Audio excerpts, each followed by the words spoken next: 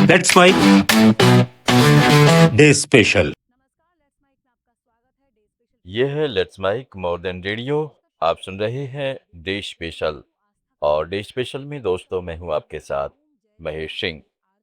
19 मई को जब पूरी दुनिया वियतनाम के महान नेता हो ची मिन का जन्मदिन मनाती है तो याद आता है एक ऐसा इंसान जिसने न सिर्फ अपने देश को आज़ादी दिलाई बल्कि पूरे एशिया को उपनिवेशवाद के खिलाफ लड़ने की प्रेरणा भी दी। हो ची मिन जिन्हें प्यार से अंकल हो कहा जाता है का जीवन संघर्ष, समर्पण और सपनों की एक अनोखी मिसाल है। उनके सम्मान में वियतनाम की राजधानी का नाम भी हो ची मिन रखा गया। प्रसिद्ध गीत हम होंगे कामयाब एक दिन, वियतनाम के प्रसिद्ध नारे we shall fight, we shall win, Ho Chi मिन, हो ची मिन से ही प्रेरित है। हो ची मिन का जन्म 19 मई 1890 को वियतनाम के नगे ऑन प्रांत के एक छोटी सी गांव हुआंग टू में हुआ था। उनका असली नाम नगुयन शिनजुंग था।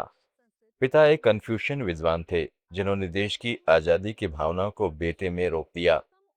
बचपन गरीबी और फ्रेंच उपनिवेशवाद की मार झेलते गुजरा। असली मोड़ 1911 में आया जब 21 साल की उम्र में वे एक जहाज पर नौकरी कर दुनिया घूमने निकल पड़े। अमेरिका, इंग्लैंड, फ्रांस, जगह जगह वे काम करते रहे। बेकारी में ब्रेड बनाते, होटल में वेटर का काम करते। इन यात्राओं ने उन्हें विश्व की असमानताओं, साम्राज्यवाद की क्रूरता और मजदूरों की दशा को करीब से देखने का मौका दिया। फ्रांस में रहते हुए उन्होंने वियतनामी राष्ट्रवादियों के साथ जुड़ना शुरू किया। 1919 में वर्साया शांति सम्मेलन में उन्होंने वियतनाम के लिए स्वतंत्रता की मांग रखी, लेकिन कोई सुनवाई नहीं हुई। निराश होकर वे मार्क्सवाद की ओर मुड़े। 1920 में फ्रेंच कम्युनिस्ट पार्टी के संस्थापक सदस्य बने। फिर मास्को गए, जहां उन्होंने कम्युनिस्ट इंटरनेशनल में काम किया। 1930 में उन्होंने इंडो चाइना कम्युनिस्ट पार्टी की स्थापना की। द्वितीय विश्व युद्ध के दौरान जापान और फ्रांस दोनों के खिलाफ संघर्ष किया। 1941 में वे वियतनाम लौटे और वियतनाम इंडिपेंडेंट लीग का गठन किया।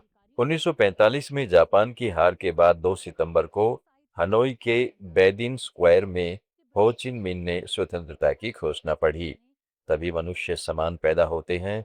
अमेरिकी स्वतंत्रता घोषणा और फ्रेंच मानव अधिकार घोषणा का हवाला देते हुए उन्होंने डेमोक्रेटिक रिपब्लिक ऑफ वियतनाम की स्थापना की और इसके पहले राष्ट्रपति बने।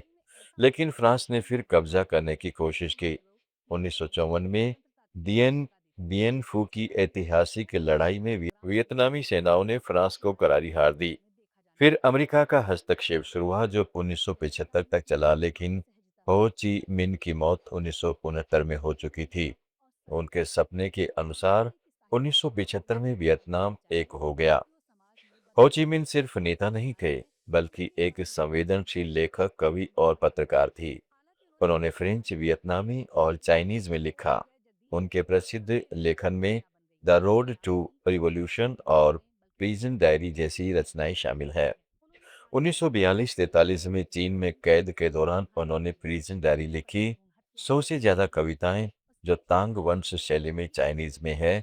जेल की सलाखों के पीछे भी उन्होंने स्वतंत्रता का गाना गाया। मेरा शरीर जेल में है लेकिन मेरा मन स्वतंत्र है। कविता लिखने का शौक कभी खास नहीं था, लेकिन जंजीरों में बंधा हूं तो और क्या करूं। एक कविता में वे कहते हैं, कुछ भी स्वतंत्रता और आजादी से ज्यादा कीमती नहीं। वे पत्रकारिता भी करते थे। उन्होंने पेरिस में ले परी नामक अखबार निकाला जिसमें उपनिवेशवाद की आलोचना की। वे मानते थे कि क्रांति सिर्फ बंदूकों से नहीं, विचारों और संस्कृति से भी लड़नी पड़ती है। भारत के साथ हो ची मिन का रिश्ता बेहद गहरा और भावनात्मक था। दोनों देश उपनिवेशवाद के खिलाफ लड़ रहे थे। 1920 के दशक में ब्रुसेल्स में एंटी इम्पीरियलिस्ट सम्मेलन में जवाहरलाल नेहरू से उनकी मुलाकात हुई। देश पेशन में कल फिर इसी वक्त मिलेंगे किसी नई और खास जानकारी के साथ। जुड़े रहिए लेट्स माइक के साथ। आप सुन रहे थे let's mike more than radio. Follow कीजिए हमें हमारे सोशल मीडिया प्लेटफॉर्म्स पर। आप सुन रहे थे लेट्स माइक मोर देन